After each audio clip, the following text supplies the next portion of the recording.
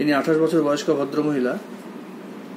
Inner main সমস্যা যেটা নিয়ে এসেছেন সেটা হচ্ছে এই রিসেন্ট গত 26 তারিখে তো ছবিটা করা, তাই তো?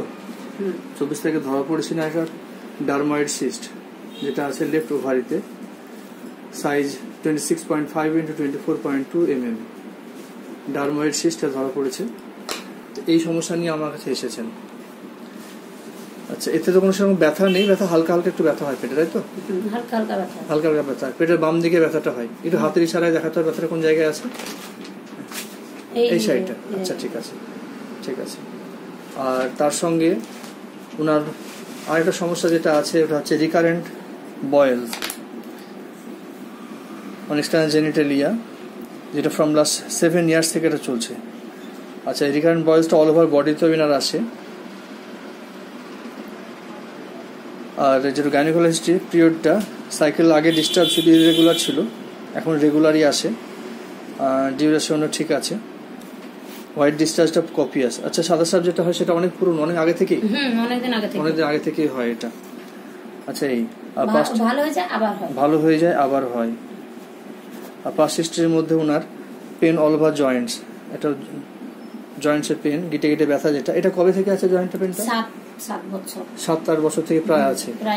হ্যাঁ, তার সঙ্গে এর আগে ওনার একটা সিস্ট ধরা পড়েছিল, অনেকদিন আগেই সিস্টটা হয়েছিল, ওভারিতেই হয়েছিল সিস্ট। আচ্ছা, আর ওনার ফ্যামিলি হিস্ট্রির মধ্যে অ্যাজমা আছে, আর অ্যাজমাই পেলাম মেনলি 2 মেম্বারের ফ্যামিলিতে অ্যাজমা, হাঁপানি আছে।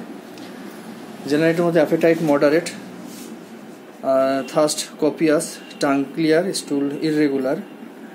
আচ্ছা, urine burning occasionally, sleep sound sleep. Desire অ্যাভার্সের মধ্যে সুইটস, ফ্রাইড ফুড, আচ্ছা এগ, এগুলো পছন্দ করে। ওনার চায়ের প্রতি একটা বেশি অ্যাডিকশনটা বেশি আছে, চা ভীষণ ভালো লাগে, তাই তো?